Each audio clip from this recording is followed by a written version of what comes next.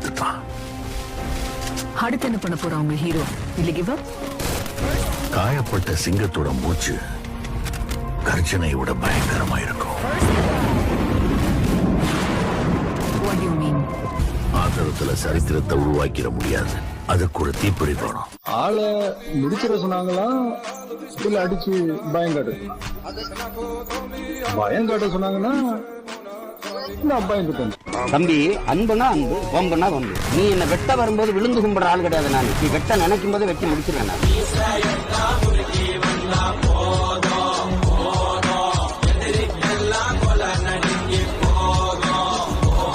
தைரியம் இருந்தா செய்யறா பார்க்கலாம்.